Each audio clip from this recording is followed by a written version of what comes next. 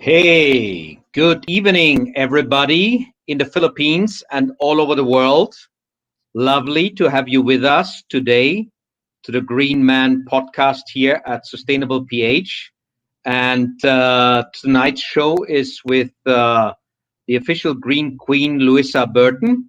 She was with me backstage 10 minutes ago, but seems like she has suddenly disappeared. But as we say here in the Philippines, walang problema. I will cover the time until, oh, there, you are back. Wonderful, Luisa. Great to see you. Great to see Welcome, you. welcome. How are you doing? I'm fabulous, thank you. How are you? I'm great too. I'm great. I am living now full time in the country where we originally met, and the Philippines. And maybe just for the audience to shed a light on our guest, Luissa Burton is Miss Earth UK 2016. She was in the Philippines for the Miss Earth Global Final. She has done many amazing things since then. She became Miss Europe World 2018, and she has climbed Mount Elbrus, which is in Russia, and it's more than 5,600-meter high, right? And Amazing in Europe. yeah, how has life been since you kind of finished your modeling and pageant career and shifted towards the being the official Green Queen? Mm. Well, it's definitely been a whirlwind. The beauty of having your own brand is you get to kind of decide what passions interest you. And, I had to give over the titles. I had to retire eventually from pageantry and modeling. And I just wanted to do something more that just fulfilled me and just gave me a lot of purpose that was in line with my values and the things that I was doing. So I gave myself my very own title that's now lifelong, and that is as the official Green Queen. So thank you for that lovely introduction. That was really, really great. And yeah, we obviously met up in 2017 after we originally met, and that was in Ghana, which we'll talk a little bit more about later. And since then, I went back to study with Cambridge University to learn more about sustainability in business, because I'm really, really interested in how I can use my experience, my knowledge, but also my passion and platform to just make this a wider thing, and to really make this also something that younger people are becoming more interested in, who might want to be starting up as entrepreneurs. Great, excellent. I think that's wonderful. Really taking charge of your own brand, taking charge of your own future, further developing your skills and knowledge, and moving even into entrepreneurship, like becoming your own entrepreneurial champion that then is able to support other people. We will discuss more about that later on. Let's go back to your time in the Philippines, where we first met. What was the things that you remember about the Philippines and that you learned from the Filipinos? Well, I learned Mabuhay and Mahal Kita, Great. which is I love you in Philippines. So I remember saying that a lot when I was on stage, because I really did love the Philippines, and it's true. It is more fun over there. Wow, that competition really did change the trajectory of my life, I would say. Because before I was very much in traditional modeling, and I was already really into environmental things. I was taking along cruelty-free makeup and non-toxic products because I have skin conditions, and I was seeing the waste in the fashion industry. But it was Miss Earth that really gave me that solid knowing that no, this is where I want to go, and this is the future for me. And we planted loads of trees. I got to meet you, the greenest man on the planet, which that was awesome. And obviously you've been a massive inspiration to me as well. And I just learned so much. And I just think if you have some kind of platform, why not use it for something that is good or beneficial? And that's really where and the kindness of the Filipinos as well. I cannot speak highly enough of the Filipino people. Wow, that's great. That's a big pat on the back. of many of our viewers who will be from the Philippines. That is an amazing testament of their, hospitality, their warmness in terms of kindness. And that is really the amazing thing that we foreigners pick up here in the Philippines when we first come.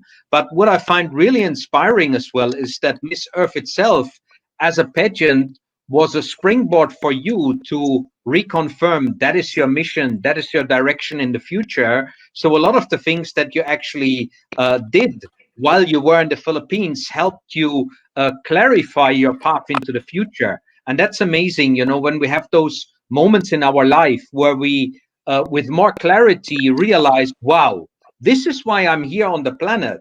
This is what I'm here for. That is so empowering. And it's beautiful to see. So what was like the magic moment where you suddenly could see that mission clearly in front of you? Well, it's funny that you should say talk about that, because I've always been very guided by my heart. And I actually did compete for the national UK competition 3 times before I finally won. So it was almost like my soul was telling me, no, you have to be there. You have to go to Miss Earth. And when I went there, I remember when we were doing some of the tree planting, and I just remember seeing how beautiful and stunning Pearl Farm was in Davao. And I just remember looking at the beauty and the nature, and I was like, wow, like it is up to me to protect this, and seeing all the other girls as well, pitching in all from different countries, and how every little effort makes, a big impact. And that was the moment for me, seeing that just stunning beauty of the Philippines, and also hearing how the destruction of tourism in Boracay had really affected the nature there as well. It just gave me an extra kind of boost of, no, I can do something about this, and I have the power to do something about it. So yeah, it was definitely a moment, Miss Earth, in a pivotal moment in my life. Wonderful, wonderful. So a big shout out to the Pearl Farm in Davao. I've never been there. Now I definitely got to make sure one day I can see it. I heard about it before from other participants in the Miss Earth 2016 competition. I might have even seen pictures. But the amazing thing is, even in our neighborhood, let's say the Philippines itself, and now with the restrictions we have during the pandemic, we got to do local tourism, more sustainable tourism. So a lot of Filipinos out there try and, get inspired by the amazing biodiversity and beauty that we have in the country. And that moment, I can really imagine that you are there and you see it. It warms your heart, and you can feel, wow, I have a role to play. This is my mission. That's beautiful, right? It gives you, yeah, it gives you such a boost in your life, because you're not just wandering around the planet without direction. You're suddenly empowered by the knowledge that this is what you have to do. Definitely, for sure. So from from there on, that experience as well. So what came next? Obviously, we had Ghana the year after, and that was amazing.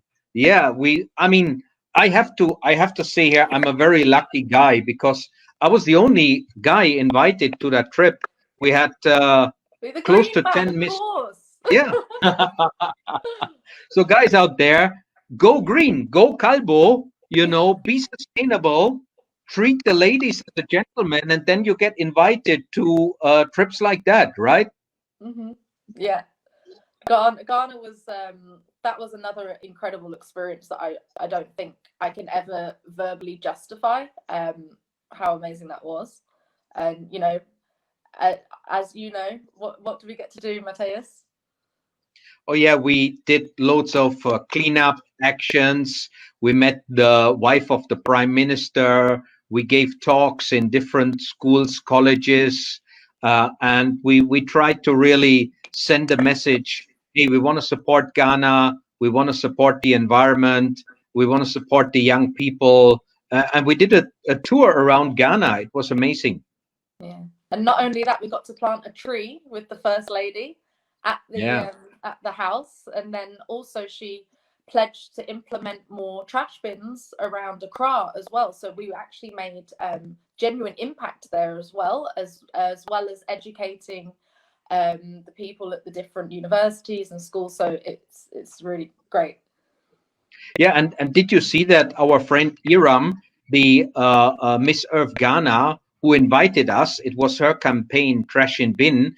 She just did her master's degree in the UK.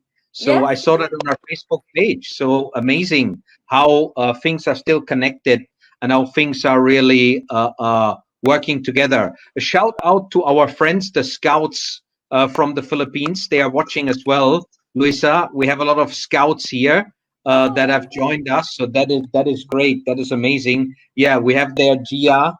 She is saying good evening from the Scouts from the Philippines. Have a great show. Wonderful.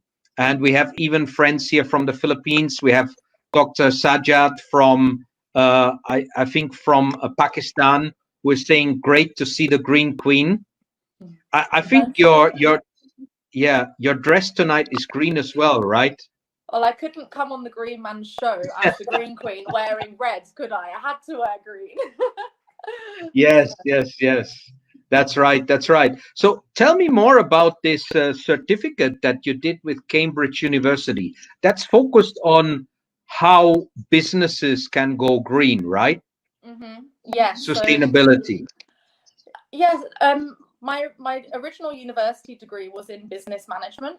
And then, that was always something that naturally interested me, and I've always kind of been my own boss in that way. And I just wanted to learn more specifically about how we can be more sustainable in business. And, it was all about kind of learning about the Sustainable Development Goals, how we can meet those, and also how we can avoid greenwashing, because now that the world is waking up to becoming more eco, there are a lot of businesses just kind of sticking a "I'm green" stamp on things, but are they really being green? So it's more about educating other businesses to make sure that they are actually doing that and looking at people and planet before profit.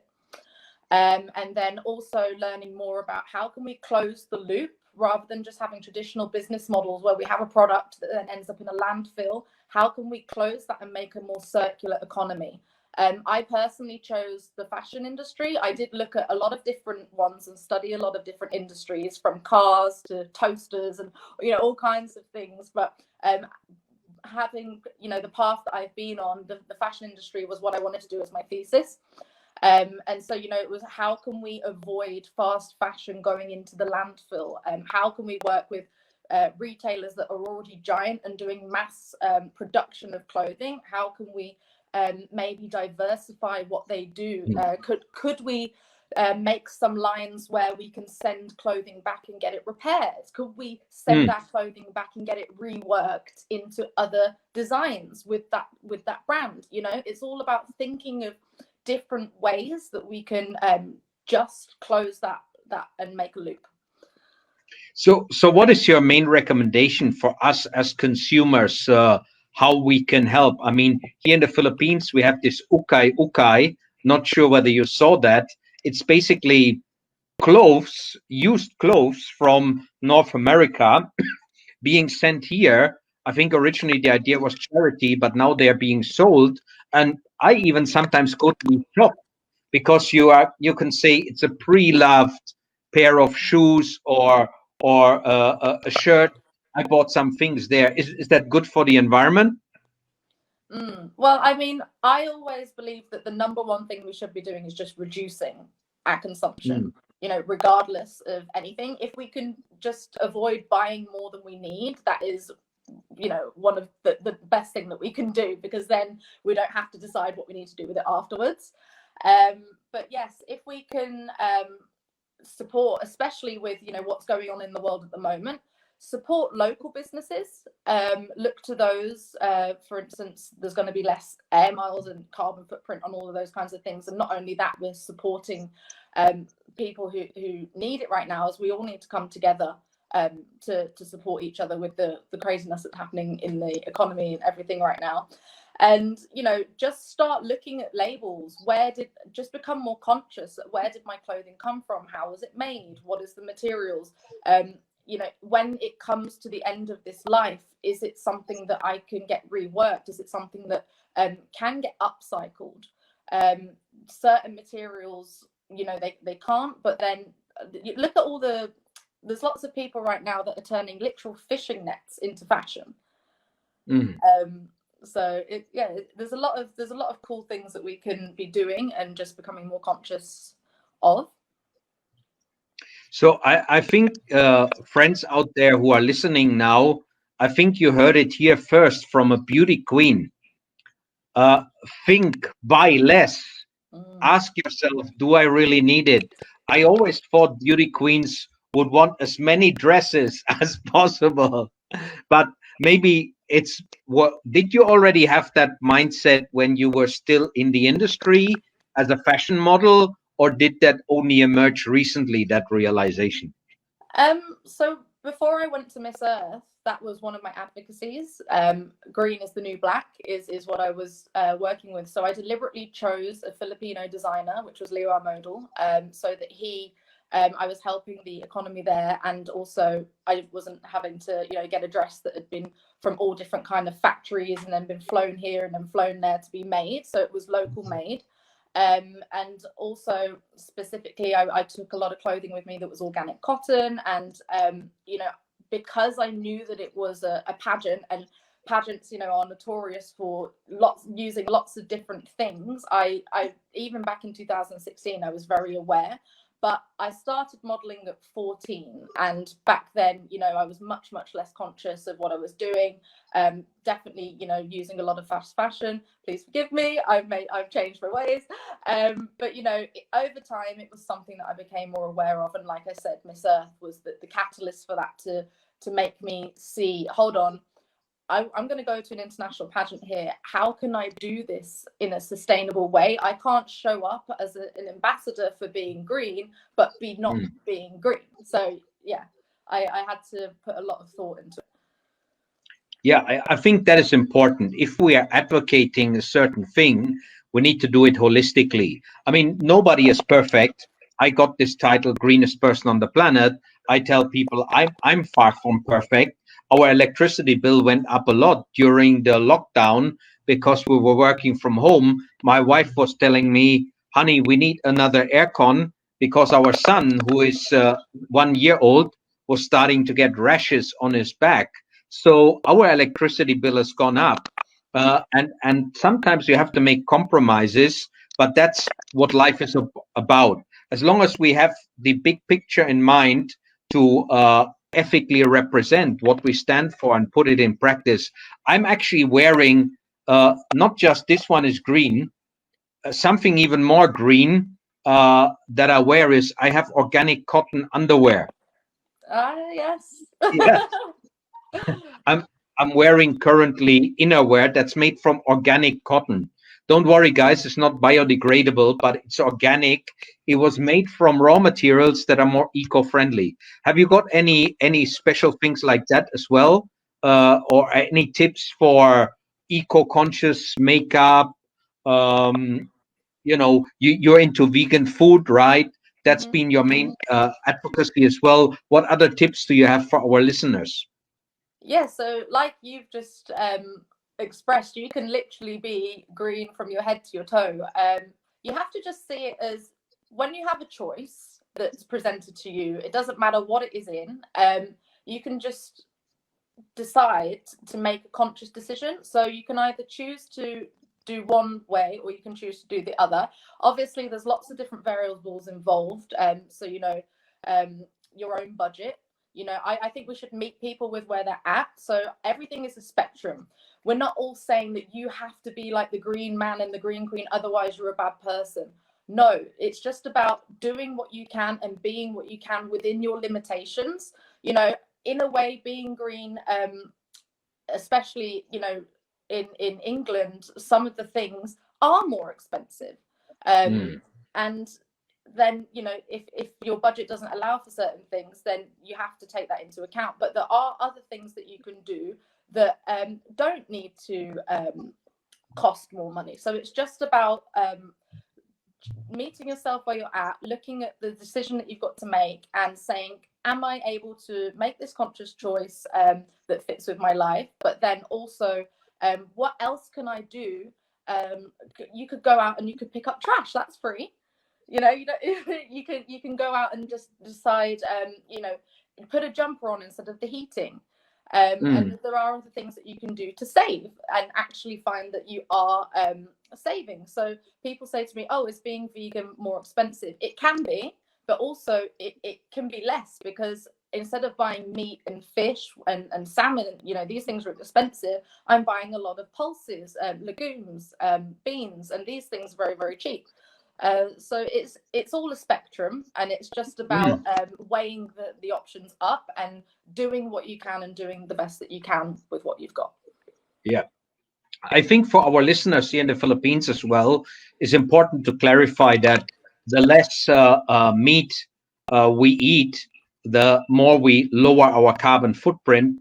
There is the other issue. There's a lot of health issues that Filipinos have already at a young stage, that I think comes as well from overconsumption of red meat and other things that are not so healthy, a lot of processed foods. So I think it's good for our planet and good for our health to consider shifting to more green and sustainable solutions. By the way, if you have any specific questions for Luissa, start putting them into the chat. We can address them to you guys. We can address them to Luissa. So feel free to put them in the chat there. And we are very willing to address them. So have you done any recent work with companies or any specific recommendations for companies on the issue of how they can go green? Yes, so I mean, I'm constantly working with people in the industry, and I mean, I have my own health and wellness business. So the makeup that I'm wearing, I also sell it. The hair products, and this is with a B Corporation company. So if I don't know if your listeners know what a B Corporation is, but if you have a B Corporation certificate, then that is absolute evidence and proof that that company is doing the best that they can in terms of people and planet before profit. It's an extremely hard certificate to get. Sometimes it takes like 2 years, but this company got it in 6 months. So I know that I'm aligned with a company that is doing a lot of good. And when you send the products back, they also work with TerraCycle. Do you know what TerraCycle? No. No, so TerraCycle is a company that is being used in the US and the UK at the moment, and the hard to use packaging or anything else, they're literally upgrading into park benches and all kinds of cool things. So there's that, and then just generally advising as well. If I see any companies that are just maybe using plastic packaging or whatever, I will share with them, oh, have you ever thought about other ways? And I just have these conversations. It's just about opening conversations with people, because sometimes people aren't necessarily even aware or thinking about it. And my job isn't to go in and say, like I said before, oh, you're a bad person, you're not being eco, you're not saving the planet. It's not about shaming. It's about just connecting, sharing knowledge, and just showing another way. And so that is my duty as the official Green Queen, to just show that there is another way, and also with you, that we can move towards a greener planet, but also still live our lives. Yeah. I think that is very important, to be balanced, to avoid the shaming and kind of take people on a journey. I mean, there are roles for certain organizations like NGOs to make a bit of noise on subjects, but I think both your and my style are similar. We want to take people on the journey of learning and benefiting. Now, recently you shared on your Facebook page as well an observation that was very personal, but maybe quite important for people related to body shaming and comments and taking back control back yourself to determine where you're going. Maybe you want to share some advice to our viewers on that subject. Yes. So I actually had a comment, which is not unheard of. I've had this same comment, or something else that's a comment throughout my whole career, and that was that I recently did a shoot and that I looked fat. And I also think these things are very, very subjective. But for me, I feel that we need to move away from this idea that you have to be a particular size to be a model or to be a beauty queen, because value shouldn't be based on numbers anymore at all. It shouldn't be based on likes. It shouldn't be based on followers. It shouldn't be based on your waist size. I think we have to move more towards the heart and be led from our heart and understand that everybody is a role model. And so that is something that I'm pushing, and a movement that I'm creating, that every single person has value or story of the things that they've overcome, or the things that they've learned, and that we can share that with other people. We can also be an inspiration in our local community, in our schools, with our friends and with our family, just by choosing to make conscious actions. Like, every single person's a role model. You don't need a beauty queen title to be that. And so it's just encouraging other people to take that power in their hands of what they have, and it doesn't matter what anyone says, whatever anyone's opinion is, as long as you are guided by your truth and who you are, then ignore the noise and just do what you can and just keep moving forward. And in the process, if you can help the planet, then please join me. That's wonderful. I think that's an important message for a lot of people out there that are currently, wondering, why don't I get 1,000 likes on Facebook, on Instagram? Why is nobody watching my video? Don't worry. It's about you and your truth, and go your path and follow your mission and your passion. Yes, we have to align it with opportunities to earn a good living. And I always say, if we earn a living from healing the planet rather than from destroying the planet, then we are on a beautiful path in life. But you are good enough. You're beautiful enough. You are, there where you need to be. Don't worry about the noises that are out there. That is a beautiful message from Luissa for everybody out there. And even if you get, criticized or attacked on social media or somewhere else, be in your space, walk your path. That's all that matters, right? Yeah. And just one more thing to add to that. I actually had a 16-year-old girl reach out to me earlier this year. And she loves singing, she loves dancing, creating music. And she asked me, she was like, oh, how can I have lots and lots of followers? And I said, she said, what can I post? What can I post? And I said, well, post what you love. Don't post for people to get likes and to get followers. Post what you love doing, and the followers and the likes will come, and by that point you won't care, because you're enjoying what you're doing and you're putting out things that makes your soul sing. So I think that's really important. We need to not look outside for doing things for validation of other people, but doing it because you love it, and that genuinely what fills you up. And when you're full within yourself, then if people were fulfilled and feeling on purpose and stuff, we'd have so many less problems in the world. I genuinely believe inner peace leads to world peace, being the stereotypical beauty queen right now, but it's true. Yeah. And you did a retreat, right? You met the Dalai Lama. You thought about, more conscious living and stuff like that. So I guess that has contributed as well to this realization that, you feel it's very much about relax, be calm inside, love yourself, and embrace the world, and be the message to the world. Well, believe it or not, yeah, I did 10 days of silence last year in Myanmar. I don't know if you've heard of Vipassana. It's a form of meditation. Yeah, so I did 10 days a silent retreat in Myanmar, and there was 100 hours of meditation. So it was 10 hours a day, and you had to sit like a stone and just meditate. And for someone, I am very much, I have to admit, a bit addicted to my phone, because it is my work, and sometimes I do have to learn to switch off. And when I got my phone back at the end, it was like looking at some ancient artifact. My eyes physically felt weird looking at it and touching the phone. Obviously, it didn't take very long until it was back to normal, but just that 10 days of not looking at anyone, you can't look at make eye contact with anyone, you can't speak, and just going really within gave me a lot of clarity, more on my purpose, and also just how little we actually need.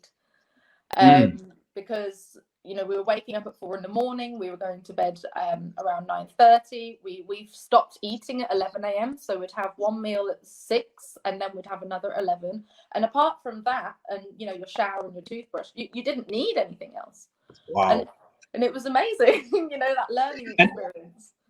And you can be happier, right? Oh, yeah, without any electronic gadgets, without the phone, without the TV, just by yourself. And this is actually a very important message as well, because we've been conditioned to be consumers, and we've been told that happiness will come when we are consuming, when we are basically buying things. But your realization there was, no, we don't need it, right? 100%. You know, I'm used to having been in a world that was very much about consumption. You know, as a model, I'm selling products for people to buy. But just to have the opportunity to just plug out of the world, I had to hand my phone in, and they actually take it off you, tape it up with sellotape and put it away, and then they give it back to you at the end. And literally, you just have a bed, you have your room, you have a fan, because it was super, super hot, and that was it. And then you would just go, they'd wake you up with a bell, because there was no alarm to wake you up. There was a bell that would wake you up, and then you had to go to the hall in silence, do your meditations, and then go back to bed. And that was it. It was very, very, very simple. I had a monk that was sat in front of me, because she was just incredible. And there was also a 90-year-old lady, and you know, I'm 30 years old, and I was really struggling with you just sitting still for this amount of time. And she was 90 years old, and I looked over to her. You're not really supposed to look at the other people, but you know, my ego was fighting with me to concentrate. And she was just like a stone, and I was just completely in awe of her. And at first, I also then started kind of judging myself and being with it, but that was my first time doing it. And I found out later that she'd been doing this, you know, every year as a kind of pilgrimage to herself, and just to kind of learn more. So yeah, it was amazing to learn from her, and just to see her, you know, rocking it. Wow, great. So happiness is inside, it's not in things. But we have a question that came in. What's the best environmentally friendly gift this holiday season? Oh, well, who's it for? Jay. It entirely depends. Who is it for? Is it for a baby? Is it for your grandparents?